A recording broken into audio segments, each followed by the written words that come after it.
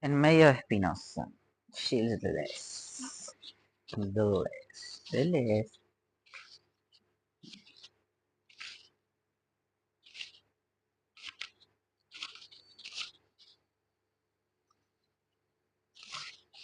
Clase 1. Dios y la filosofía. Causalidad inmanente y plano fijo. 25 de noviembre de 1980. Es muy curioso hasta qué punto la filosofía, hasta el fin del siglo XVII, finalmente nos habla todo el tiempo de Dios. Y después de todo, Spinoza, judío excomulgado, no es el único en hablarnos de Dios. El primer libro de su gran obra, La Ética, se llama De Dios. Y tenemos la impresión de que en todos, sea Descartes, Malebranche o Leibniz, la frontera entre la filosofía y la teología es extremadamente vaga. ¿Por qué la filosofía está tan comprometida con Dios hasta el golpe revolucionario de los filósofos del siglo XVIII? ¿Es un compromiso o bien algo un poco más puro? Podríamos decir que el pensamiento, hasta el fin del siglo XVII, debe tener en cuenta exigencias de la Iglesia. Entonces está forzado a tener en cuenta muchos temas religiosos.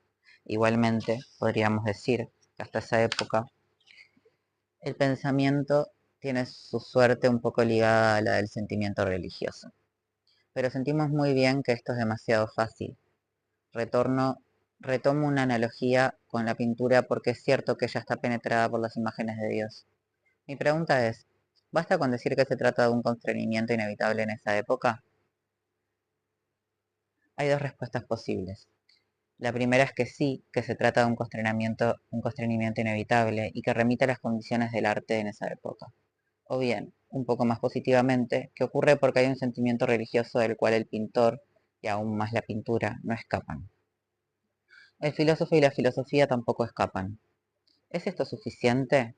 ¿No podríamos hacer otra hipótesis, decir que la pintura en esa época tiene tanta más necesidad de Dios por cuanto lo divino, lejos de ser un constreñimiento para el pintor,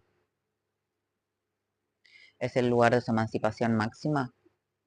En otros términos, con Dios puede hacer cualquier cosa, puede hacer lo que no podría con los humanos, con las criaturas. De modo que Dios es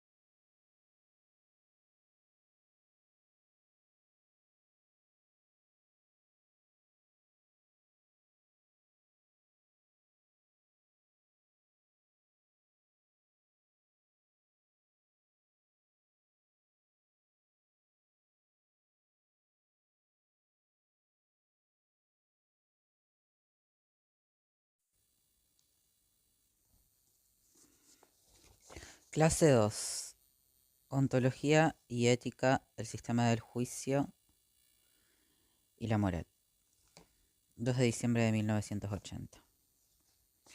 Había como bosquejado un problema que era el de las velocidades del pensamiento y el de la importancia de esas velocidades en Spinoza desde su punto de vista. Después de todo, la intuición intelectual, lo que Spinoza presentará como la intuición del tercer género de conocimiento, es una especie de pensamiento relámpago. Es un pensamiento a velocidad absoluta. Va a lo más profundo y a la vez abarca. Tiene una amplitud máxima y procede como un relámpago. Hay un libro bastante bueno de Romain Rolland, muy bien escrito, que se llama El relámpago de Spinoza. Ahora bien, yo decía que cuando lean la ética o cuando la relean, es preciso que sean sensibles o que al menos piensen en esta cuestión que planteo. A saber, que parece que el libro ve procede de otro modo. Es decir, que en el último libro de el libro 5, es decir, que en el último libro de la ética y sobre todo, a partir de un cierto momento que Spinoza mismo señala, el momento en que pretende entrar en el tercer género de conocimiento, las demostraciones ya no tienen en absoluto el mismo esquema que en los otros libros, porque en los otros libros las demostraciones se desarrollaban bajo el segundo orden del conocimiento. Cuando accede al tercer género o a una exposición de acuerdo al tercer género de conocimiento, el modo demostrativo cambia. Las demostraciones sufren contracciones. Las hay de todo tipo. Hay pedazos de demostración que, en mi parecer, desaparecieron. Todo está contraído.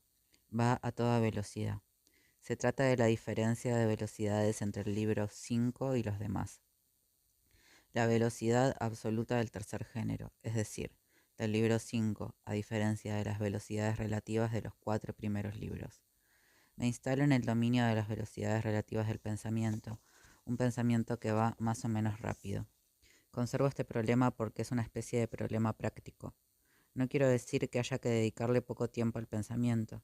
De seguro el pensamiento es una cosa que toma extraordinariamente tiempo. Toma mucho tiempo. Quiero hablar de las velocidades y de las lentitudes producidas por el pensamiento, tanto como un cuerpo tiene efectos de velocidad y de lentitud según los movimientos que emprende. Y hay momentos en que es bueno para el cuerpo ser lento, incluso hay momentos en que es bueno para el cuerpo estar inmóvil. No son relaciones de valor. Y puede ser que la velocidad absoluta y una inmovilidad absoluta se reúnan absolutamente. Si es verdad que la filosofía de Spinoza procede como y por una repartición sobre una especie de plano fijo, si existe esta especie de plano fijo espinosista en el que toda su filosofía se inscribe, es evidente que en última instancia la inmovilidad absoluta y la velocidad absoluta no hacen más que una. Pero en el dominio de lo relativo de los 4 primeros libros, a veces es preciso que el pensamiento produzca lentitud, una lentitud de su propio desarrollo, y a veces es preciso que vaya más rápido, a la velocidad relativa de su desarrollo en relación a tal o cual concepto, o tal o cual tema. Yo hacía otra hipótesis sobre la cual no quiero extenderme demasiado. En la ética hay esta cosa insólita que Spinoza llama escolios. Al lado, además de las proposiciones, demostraciones, corolarios, él escribe escolios, es decir, especies de acompañamientos de las demostraciones. Y yo decía que si los leen incluso en voz alta, no hay razón para tratar a un filósofo peor de lo que tratamos a un poeta, serán inmediatamente sensibles a esto, que los escolios no tienen la misma tonalidad, no tienen el mismo timbre que el conjunto de las proposiciones y demostraciones, y que el timbre allí se hace, ¿cómo decirlo?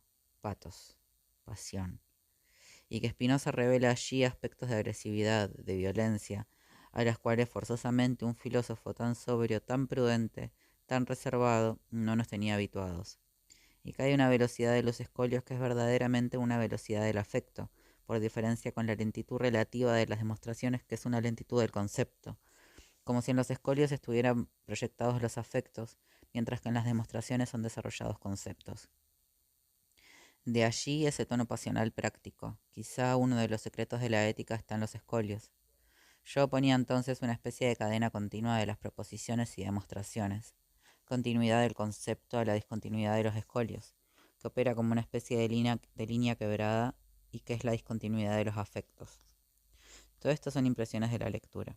Comprenden que si insisto sobre esto es quizá porque la forma es después todo tan adecuada al contenido mismo de la filosofía que la manera en que Spinoza procede formalmente tiene ya algo que decirnos sobre los conceptos del espinosismo. Finalmente, siempre en este orden de las velocidades y de las lentitudes relativas, hago una última observación. Si tomo únicamente el orden de las demostraciones en su desarrollo progresivo, ese orden no tiene una velocidad relativa uniforme. A veces se estira y se desarrolla, otras se contrae y se envuelve más o menos. Hay entonces, en la sucesión de los 4 primeros libros, no solamente la gran diferencia de ritmo entre las demostraciones y los escolios, sino diferencias de ritmo en la corriente de las demostraciones sucesivas. No van a la misma velocidad. Entonces, allí quisiera, y es por esto que no se trata solamente de las observaciones formales, reencontrar de lleno, para terminar, con esas notas breves, con esas notas sobre la velocidad, el problema de la ontología. Tomo el principio de la ética. ¿Cómo puede comenzar una ontología? Una ontología desde el punto de vista de la inmanencia, donde el ser está literalmente por todas partes.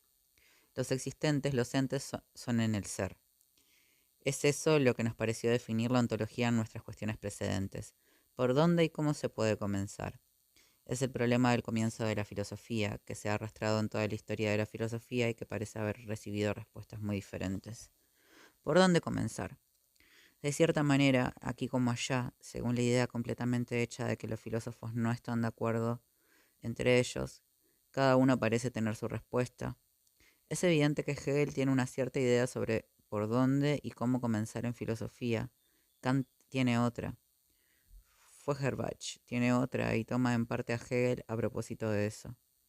Si le aplicamos ese problema a Spinoza, ¿cómo comienza? ¿Por dónde? Parecería haber una respuesta impuesta. En una ontología no se puede comenzar más que por el ser. Sí, tal vez, y sin embargo, el hecho es que Spinoza no comienza por el ser.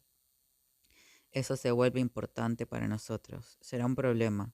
¿Cómo se hace para que en una ontología pura, en una ontología radical, no se comience por donde se hubiera esperado que se haga el comienzo, por el ser en tanto que ser?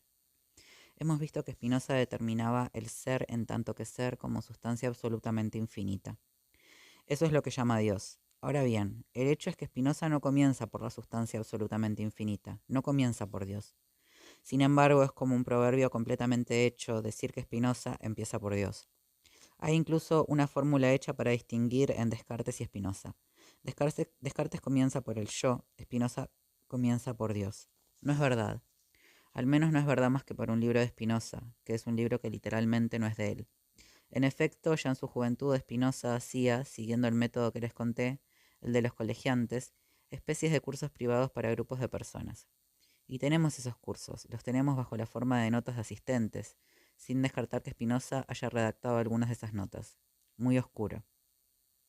El estudio del manuscrito es muy complicado y tiene toda una historia. En fin, el conjunto de esas notas existe bajo el título de Tratado Breve. Ahora bien, en el Tratado Breve el capítulo 1 está intitulado así, que Dios es. Puedo decir literalmente que el Tratado Breve comienza por Dios, pero después no, en absoluto. Eso plantea un problema porque se dice muy frecuentemente que la ética comienza por Dios. En efecto, el libro 1 es intitulado De Deo, de Dios, a propósito de Dios. Pero si miran en detalle, siendo todas estas invitaciones a que presten mucha atención a la letra del texto, verán que en el libro 1, a nivel de las definiciones, Dios no es alcanzado hasta la definición cuarta. Hicieron falta entonces hasta la definición sexta, arre. Hicieron falta entonces 5 definiciones, y al nivel de las demostraciones solo se alcanzaba hacia las proposiciones novena y décima. Hicieron falta entonces 5 definiciones y 8 proposiciones, demostraciones previas. Puedo incluir que literalmente la ética no comienza por Dios. ¿Por dónde comienza? Comienza por el estatuto de los elementos constituyentes de la sustancia, es decir, los atributos. Pero aún mejor, antes de la ética Spinoza había escrito un libro, el Tratado de la Reforma del Entendimiento.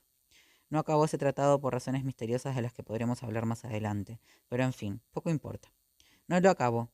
Leo porque quisiera resaltar muy rápidamente algunos problemas de traducción, porque les atribuyo mucha importancia, van a ver. La mejor traducción del Tratado de la Reforma es la traducción de Alexandre Coiré, en las ediciones Brin. Pero aquellos que tienen la Pleaide, conténtense con lo que encuentren. No es grave. Leo la traducción del párrafo 46. Parágrafo.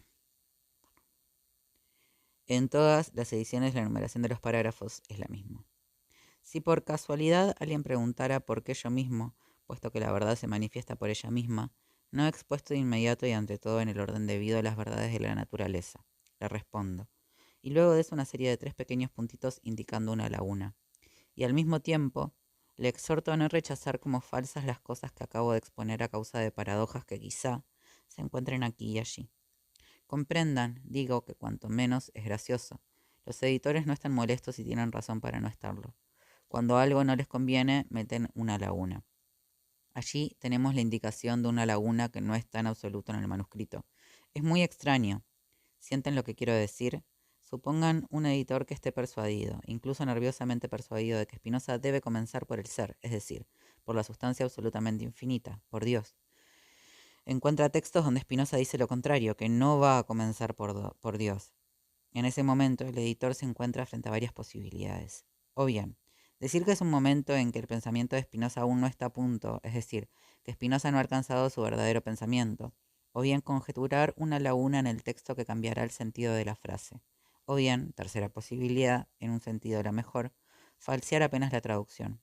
Yo quisiera justamente extenderme sobre este punto, pues forma parte de la crítica interna de los textos. En ese parágrafo 46, Spinoza nos dice terminantemente, si hay un orden debido, es el orden que comienza por Dios, pero no puedo seguirlo desde el principio. Es un pensamiento claro. Hay un orden debido, un orden necesario. Es aquel que va de la sustancia a los modos, que va de Dios a las cosas. Pero no puedo seguir ese orden necesario desde el principio. Es un pensamiento muy claro. Estamos tan persuadidos de que Spinoza deba seguirlo desde el principio que cuando encontramos un texto que no pega suponemos una laguna. Eso no va, no está bien. Leo el final del parágrafo 49. Aquí los editores no osaron corregir. Desde el principio entonces no será preciso velar por llegar lo más rápidamente posible al conocimiento del ser. Entonces mi corazón salta de alegría. Ustedes comprenden. Él lo dice terminantemente. Se trata de llegar lo más rápidamente posible, lo más velozmente posible al emplazamiento y al conocimiento del ser, pero no desde el principio. La ontología tendrá un principio. Como el ser está por todas partes, hace falta precisamente que la ontología tenga un principio distinto del ser mismo. De modo que comprenden que eso deviene para mí un problema técnico, porque ese principio no puede ser algo más que el ser. Superior al ser no lo hay. El gran uno superior al ser no existe desde el punto de vista de una ontología. Lo vimos las otras veces. ¿Qué será ese misterioso comienzo? Continúo mi inventario del tratado. Parágrafo 49. No, ese acabo de hacerlo. Parágrafo 75. No, no tiene nada. Ah, sí, es para nosotros. Por el contrario, si procedemos a la manera menos abstracta posible y comenzamos tan pronto como se pueda, en latín, quam primum fieri protest, por los primeros elementos, es decir, por la fuente y el origen de la naturaleza, ven, comenzamos por los primeros elementos, es decir, por la fuente y el origen de la... ¿Ven? Ah, ay, para. Era otro el tono. Ahí está. ¿Ven? Comenzamos por los primeros elementos, es decir, por la fuente y el origen de la naturaleza. La sustancia absolutamente infinita con todos los atributos, pero solo comenzamos por ahí tan pronto como se pueda. Llegaremos ahí lo más rápido posible. Es el orden de la velocidad relativa. Y finalmente, porque es el más bello, parágrafo 99, donde la traducción es falseada, lo cual me parece lo peor. He aquí lo que dice.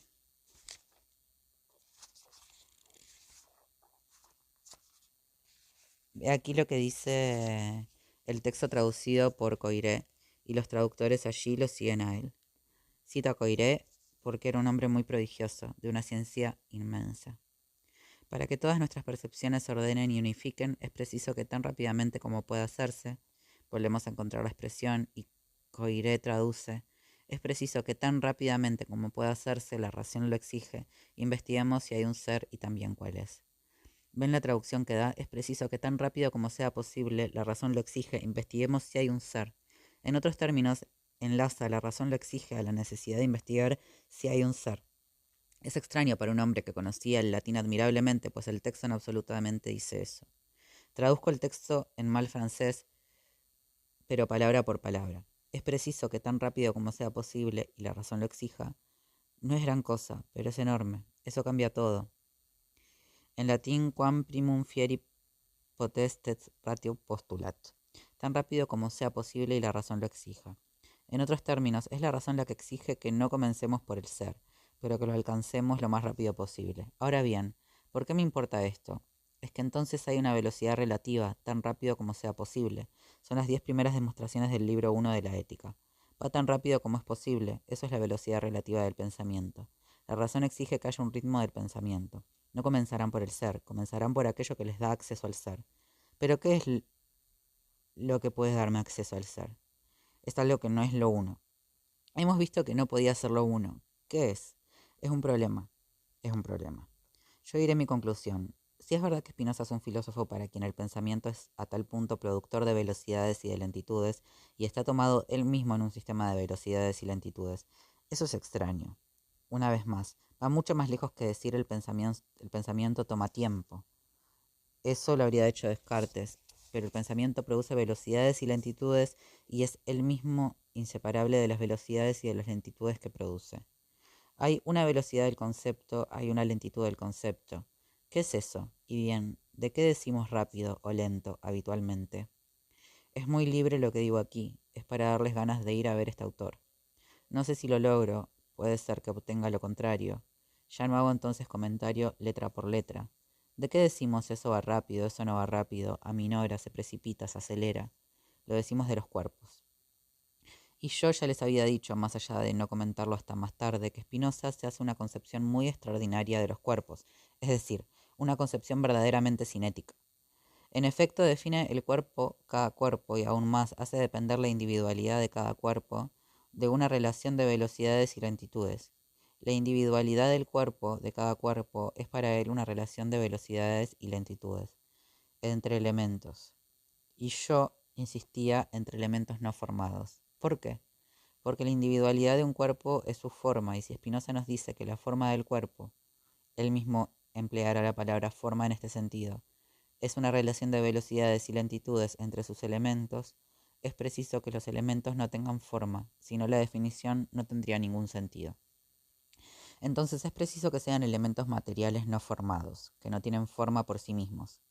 Será su relación de velocidades o de lentitudes lo que constituirá la forma del cuerpo, pero en sí mismos estos elementos entre los cuales se establecen relaciones de velocidad y lentitud son sin forma, no formados e informales. ¿Qué puede querer decir esto? Volveremos sobre esto más tarde.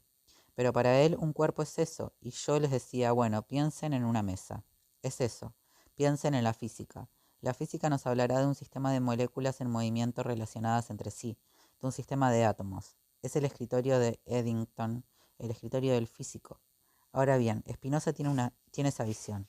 Una vez más, no se trata para nada de que él preceda la física atómica o electrónica. No es eso.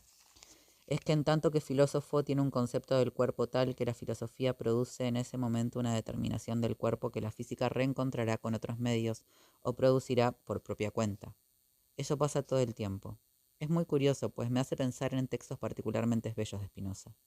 Encontrarán, por ejemplo, al principio del libro 3 de la Ética, que Spinoza lanza cosas que verdaderamente se asemejan a un grito. El año pasado había intentado encontrar o indicar, más que encontrar, no había encontrado, una cierta relación entre los conceptos de un filósofo y especies de gritos, gritos básicos, gritos del pensamiento. Y bien, de tiempo en tiempo hay algo como eso, hay gritos que salen de Spinoza. Y es tanto más interesante porque ¿cuándo es que se pone a gritar este filósofo que, una vez más, pasa por dar una imagen de serenidad? Grita mucho justamente en los escolios o en las introducciones a un libro. En las demostraciones no grita.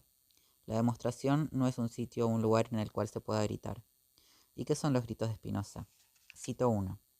Habla del bebito, del sonámbulo y del borracho.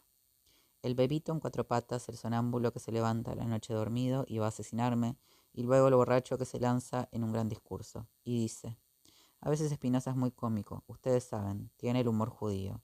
O, finalmente, no se sabe lo que puede el cuerpo. No sabemos lo que puede el cuerpo. Es preciso que cuando en vuestras lecturas se crucen con este tipo de frase en Spinoza, no la pasen como si nada. Primero hay que reír mucho, son momentos cómicos. No hay razón para que la filosofía no tenga su propia comicidad. No sabemos lo que puede el cuerpo. Vean, un bebito que repta, un alcohólico que les habla, que está completamente ebrio, y luego un sonámbulo que pasa por aquí. Ah, sí, es verdad, no sabemos lo que puede un cuerpo. pero después de todo, eso prepara singularmente otro grito que resonará mucho tiempo después, que será como lo mismo más contraído, cuando Nietzsche suelta que lo sorprendente es el cuerpo. ¿Qué quiere decir? Es una reacción de algunos filósofos que dicen, escuchen, paren con el alma, con la conciencia. Deberían más bien primero intentar ver un poco lo que puede el cuerpo. Ni siquiera saben lo que es el cuerpo y vienen a hablarnos del alma. Bueno, ¿qué quieren decir? Spinoza dice literalmente, ustedes no saben aún lo que puede un cuerpo. El otro dirá, lo sorprendente es el cuerpo. Ellos tienen una idea para afirmar eso. Es curioso, nos proponen un modelo del cuerpo. Evidentemente es de una gran malicia hacia los otros filósofos, que, una vez más, no paran de hablar de la conciencia y del alma. Cuando tratamos a Spinoza de materialista, cuando decimos eso es materialismo, seguro que no lo es literalmente. Él tampoco deja de hablar del alma. Pero ¿cómo lo hace? Habla de una extraña manera, y eso se comprende muy bien. Sobre el alma y sus relaciones con el cuerpo, tiene una doctrina que será conocida. La palabra no es de él, bajo el nombre de paralelismo. ¿Qué es el paralelismo? Es curioso porque la palabra no viene de él, viene de Leibniz, que se sirve de ella en un contexto totalmente distinto y sin embargo esa palabra convendría muy bien a Spinoza.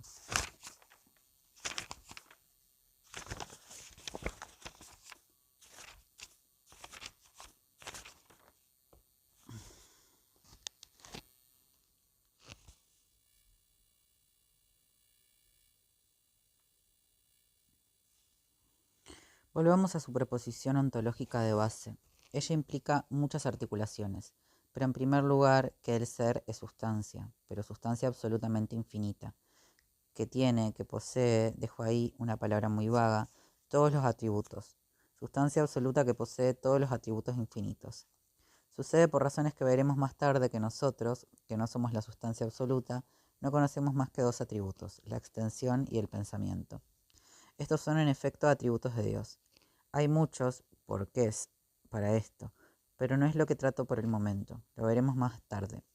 ¿Por qué la extensión y el pensamiento son atributos de Dios? Nosotros no conocemos más que dos atributos, pero eso no impide que la sustancia absoluta tenga una infinidad de atributos. ¿Nosotros qué somos? ¿No somos sustancia? No somos sustancia. ¿Por qué? Aquí vamos a volver a caer de lleno en un problema que intenté tratar ya la última vez. Si nosotros fuésemos sustancia, la sustancia se diría en varios sentidos, al menos en dos. Se diría en un primer sentido, Dios, la sustancia infinita. Se diría en un segundo sentido, yo, ser infinito. En efecto, en el primer sentido la sustancia sería algo que existe por sí mismo, pero si yo fuese sustancia, lo sería en un sentido muy diferente, puesto que no existo por mí mismo, en tanto soy una criatura finita, un ser finito. Yo existo, suponemos, por Dios. No existo por mí, entonces no soy sustancia en el mismo sentido en que Dios lo es. Tercer sentido. Si mi cuerpo mismo es sustancia, es todavía en otro sentido, puesto que el cuerpo es divisible, mientras que no se supone que el alma lo sea. Comprendan. Es muy simple. Si soy sustancias, solo lo soy en un sentido de la palabra, sustancia. Desde entonces, la palabra sustancia tiene muchos sentidos. En otros términos, es equívoca, es necesariamente equívoca. Sustancia se irá por analogía. Si recuerdan las nociones que intenté definir vagamente la otra vez, sustancia se dirá por analogía, puesto que la analogía es el estatuto del concepto en tanto que posee muchos sentidos, es la equivocidad. Sustancia será una palabra equívoca que tiene muchos sentidos. Esos sentidos tendrán relaciones de analogía. Así como Dios solo tiene necesidad de sí para existir, primer sentido de sustancia, yo, ser finito, tengo necesidad de Dios para existir, segundo sentido. Hay analogía entre los sentidos y desde entonces sustancia es una palabra que equivoca. Descartes lo dice explícitamente. Cualquiera sean las rupturas de Descartes con Santo Tomás, permanece absolutamente tomista, al menos sobre un punto fundamental. El ser no es unívoco. En otros términos, hay muchos sentidos de la palabra, sustancia, y como dice Descartes, que retoma allí el vocabulario de la Edad Media, la sustancia se dice por analogía. ¿Ven lo que estos términos misteriosos quieren decir? De hecho, quieren decir cosas muy rigurosas. Hemos visto por el contrario, y no vuelvo sobre eso, que Spinoza despliega, el plano fijo de la univocidad del ser unívoco. Si el ser es sustancia, es la sustancia absolutamente infinita y no hay ninguna otra cosa, esa sustancia es la única. En otros términos, univocidad de la sustancia. Ninguna otra sustancia más que el ser absolutamente infinito, es decir, ninguna otra sustancia más que el ser en tanto que ser. El ser en tanto que ser es sustancia, lo cual implica inmediatamente que nada más lo sea. Nada más cae además del ser. Lo hemos visto y es quizá lo que buscamos, lo que buscábamos. El punto de partida de la ontología. Entonces, vamos a tener quizá una respuesta posible a nuestra pregunta. ¿Qué hay además del ser en tanto que ser, desde el propio punto de vista de una ontología? Lo hemos visto desde el principio. Lo que hay además del ser en tanto que ser, desde el punto de vista mismo de una ontología, es aquello de lo cual el ser se dice, es decir, el ente existente. El ser se dice de lo que es, del ente, del existente. ¿Ven la consecuencia inmediata? El ente no es sustancia. Evidentemente es escandaloso desde un cierto punto de vista. Es escandaloso para Descartes, para todo el pensamiento cristiano, para todo el pensamiento de la creación. ¿Y entonces qué es? Ya no tenemos opción. Lo que es no es sustancia, lo que es no es sustancia ni atributo, puesto que la sustancia es el ser y los atributos son los elementos del ser. Y todos los atributos son iguales, no habrá superioridad de un atributo sobre otro. Ven bien que Spinoza profundiza al máximo su oposición a toda una tradición filosófica, la tradición de lo uno superior al ser, lo que él va a producir. Creo que es una característica de Spinoza. Es la filosofía más antijerárquica que jamás se haya hecho. De una manera u otra, los filósofos explícitamente dicen, o al menos sugieren, pero en general explícitamente dicen que el alma vale más que el cuerpo, que el pensamiento vale más que la extensión, y todo eso forma parte de los niveles del ser a partir de lo uno. La diferencia jerárquica es inseparable de las teorías o de las concepciones de la emanación, de la causa emanativa. Debo recordarles, los efectos salen de la causa, hay un orden jerárquico de la causa al efecto. Lo uno superior al ser. El ser a su turno es superior al alma, el alma es superior al cuerpo.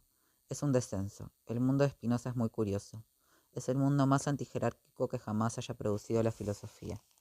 En efecto, si hay univocidad del ser, si es lo uno lo que depende del ser y no el ser lo que depende de lo uno, si no hay más que el ser y aquello de lo cual el ser se dice, y si aquello de lo cual el ser se dice es en el ser, si el ser comprende aquello de lo cual se dice, lo contiene desde el punto de vista de la inmanencia, entonces, de una cierta manera que habrá que llegar a determinar, todos los seres son iguales. Dejo en blanco, en tanto que, todos los seres son iguales en tanto que, ¿desde qué punto de vista? ¿Qué quiere decir entonces que una piedra y un sabio, que un cerdo y un filósofo valen lo mismo? Alcanza con decir en tanto que, seguramente valen lo mismo, en tanto que existencia valen lo mismo. Y Spinoza jamás renunciará a eso. Lo dirá terminantemente. Hay un punto de vista, un en tanto que, donde se ve con total claridad que el sabio y el demente no son uno superior al otro. Muy curioso, muy sorprendente esta cuestión. Intentaría explicarla, pero no pretendo hacerlo todavía. Entonces el ser unívoco, es forzosamente un ser igual. No que forzosamente todos los entes valgan lo mismo, sino que el ser se dice igualmente de todos los entes, se dice igualmente de todo lo que es, sea un cerdo o un filósofo. De cualquier manera, el ser no tiene más que un único sentido. Una bella idea, ¿no? Pero no alcanza con tener la idea, hay que construir el paisaje donde funcione la idea y eso es lo que Spinoza sabe hacer. El ser unívoco es forzosamente un ser igualado. Jamás se llevó tan lejos la crítica a toda jerarquía. La extensión es como el pensamiento, es un atributo de la sustancia y ustedes no pueden decir que un atributo es superior a otro. Igualdad perfecta de todos los atributos. Si hay igualdad perfecta, ¿qué hay que decir entonces? Nosotros somos modos. No somos sustancias, somos modos, es decir, somos maneras de ser. En otros términos, el ser se dice de qué? Se dice del ente. Pero, ¿qué es el ente? Es la manera del ser. Ustedes son maneras de ser. Está bien eso. Ustedes no son personas, son maneras de ser, son modos. Eso quiere decir, como Leibniz aparentaba creer, como muchos comentadores dijeron que finalmente Spinoza no creía en la individualidad. Al contrario, yo creo que hay pocos autores que han creído y captado tanto la individualidad. Pero tenemos la individualidad una manera de ser. Y ustedes valen lo que vale vuestra manera de ser. ¡Oh, qué divertido todo esto! Entonces, yo soy una manera de ser, y bien, sí, soy una manera de ser. Eso quiere decir un modo del ser. Una manera de ser es un modo del ser. No soy una sustancia. Ustedes comprenden. Una sustancia es una persona. Y bien, No, yo no soy una sustancia, soy una manera de esa sustancia, una manera de ser, una manera de... Quizás es mucho mejor, no sabemos. Entonces forzosamente estoy en el ser puesto que soy una manera del ser. Forzosamente hay inmanencia de todas las maneras en el ser. Spinoza está haciendo un pensamiento, punto. Nos decimos que evidentemente él tiene razón, pero que esta historia es a la vez totalmente retorcida. Es muy sorprendente. Nos introducen en una cosa completamente extraña. Intenten pensar así un instante. Es preciso que lo repitan mucho. No, no, yo no soy una sustancia, soy una manera del ser. Vayan. ¿Una manera de qué? Una manera del ser. Y dura una manera de ser. Tiene una personalidad, una individualidad. No puede ser personalidad. Es una muy fuerte individualidad. ¿Qué implica entonces una manera de ser? Y bien, ¿quiere decir que yo estoy dentro? ¿Yo estoy dentro de qué? ¿Soy en el ser del cual soy una manera? Soy en el ser del cual soy una manera. Y el otro también es en el ser del cual es una manera. Entonces, si chocamos, se trata de dos maneras de ser que golpean. Sí, son dos maneras de ser que golpean. ¿Por qué? Sin duda no son compatibles.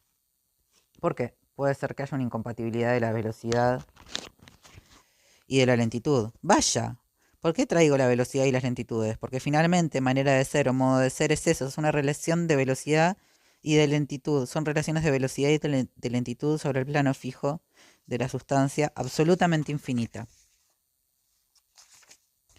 Bueno, avanzamos un poco. Soy una manera de ser y nada más. Soy una relación de velocidad y de lentitud entre las moléculas que me componen. ¡Qué mundo! Yo pienso que evidentemente todo creyente, todo cristiano, daba un salto cuando leía Spinoza. Se decía, ¿pero qué es esto? Incluso todo judío, no sé, todo hombre religioso. Él continuaba, no se afligía, continuaba.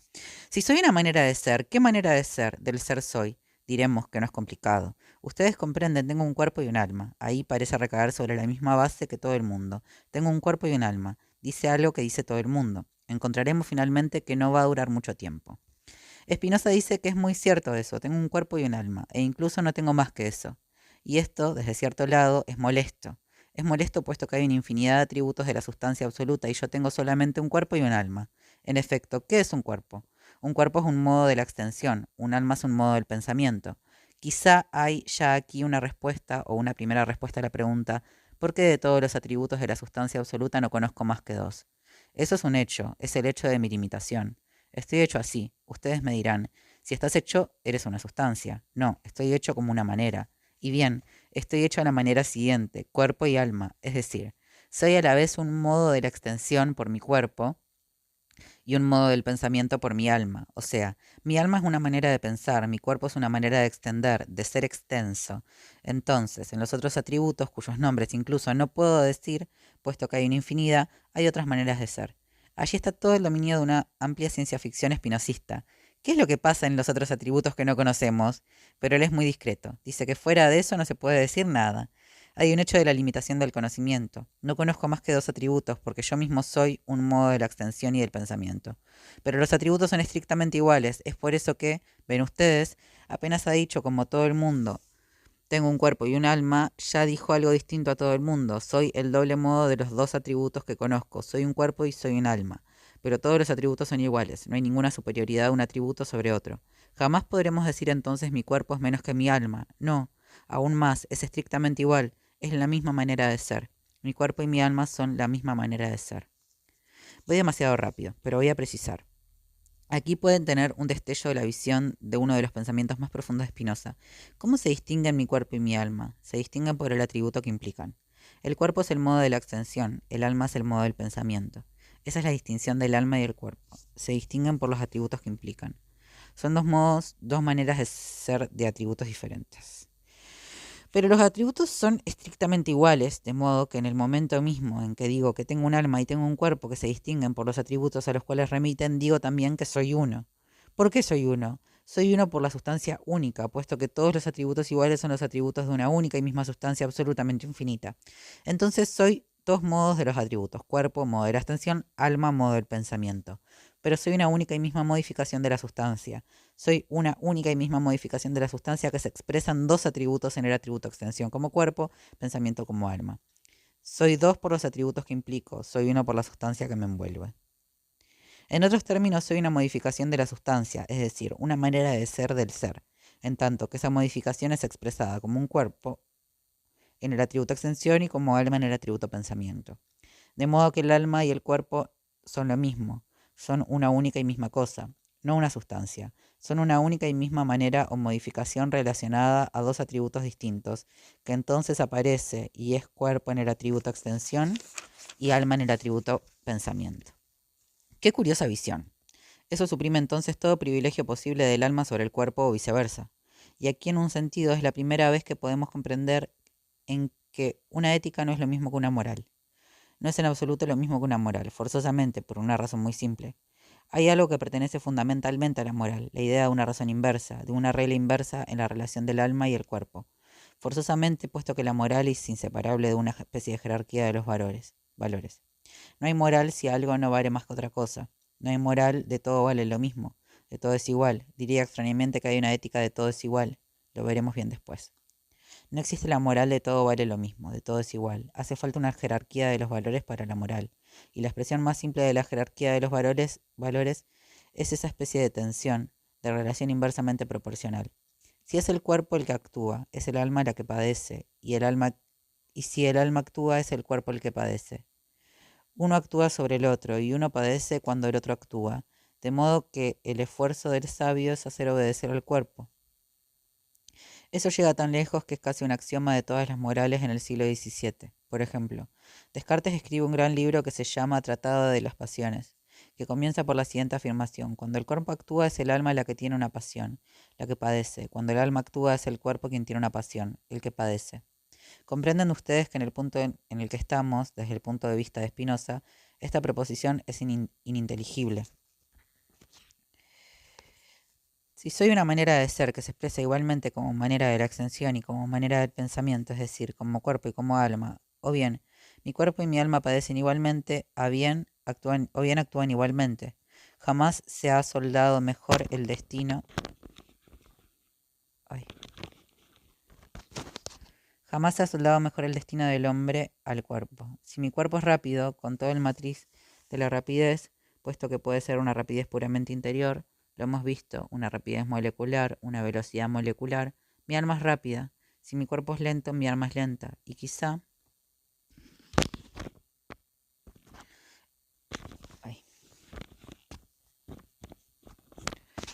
bueno,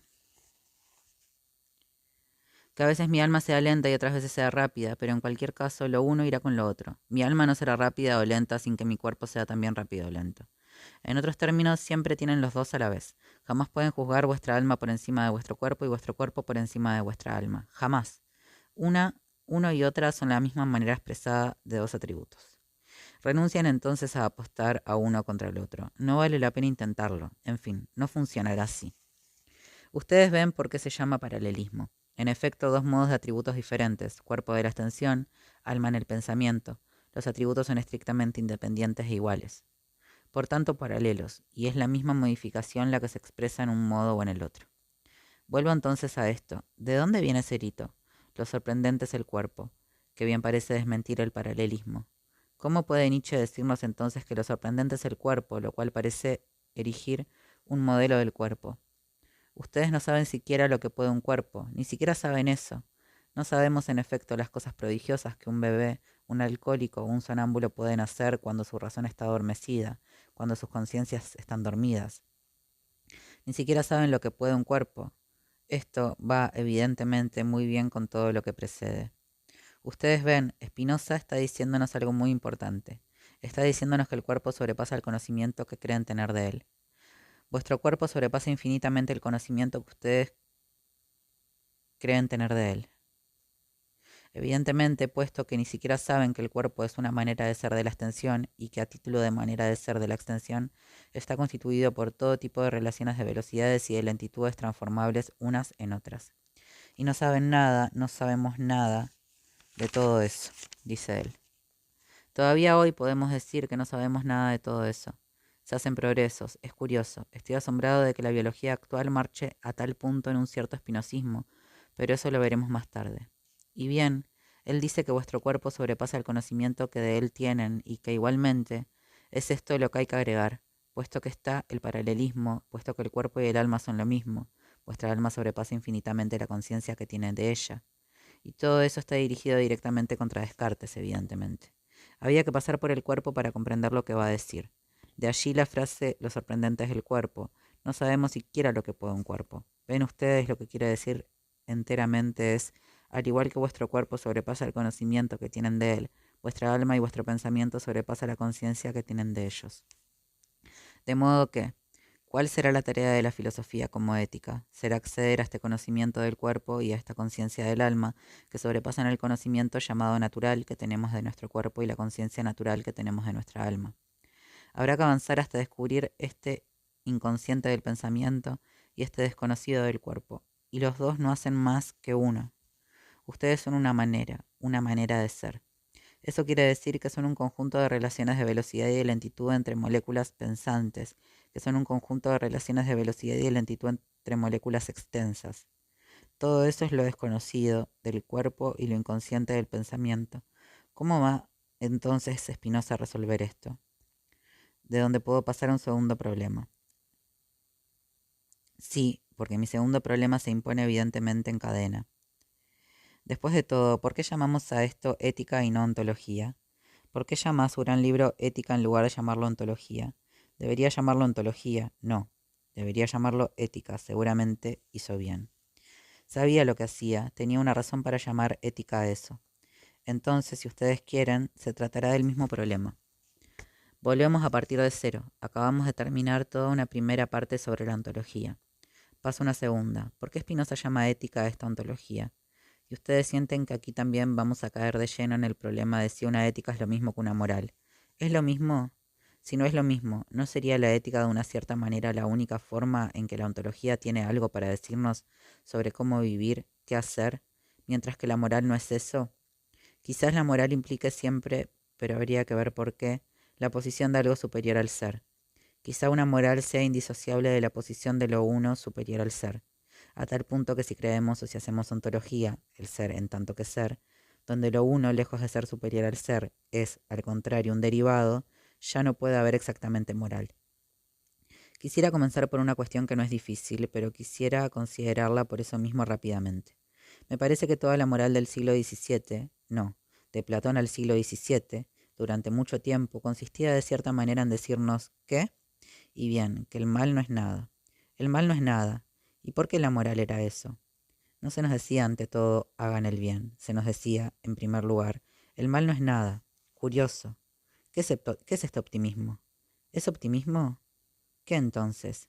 ¿Es que los filósofos eran especies de optimistas beatos para decir el mal no es nada? ¿Qué querían decir? Existían todas las desgracias del mundo y he aquí que estos tipos continuaban diciendo el mal no es nada. Quisiera entonces reflexionar sobre eso. Ven ustedes, volvemos a partir de cero. ¿Qué querían decir todas esas personas que, desde Sócrates, que lo decía todo el tiempo, decían el mal no es nada, mientras que la desgracia existía? El mal siempre tuvo dos formas, la desgracia y la maldad, el mal del desgraciado y el mal del malvado. Desde los griegos malvados y desgraciados no faltan. Y más, ¿qué es lo que hace que haya mal a primera vista? Es que los malvados y los desgraciados no son los mismos. Si los malvados y los desgraciados fueran los mismos, en efecto, el mal no sería nada, se destruiría a sí mismo. El escándalo es que los malvados no sean forzosamente desgraciados y los desgraciados forzosamente malvados. De tiempo en tiempo sucede, pero no bastante a menudo. En otros tiempos, si los malvados fueran desgraciados y los desgraciados malvados, el mal se destruiría, habría una autosupresión del mal. Es formidable eso.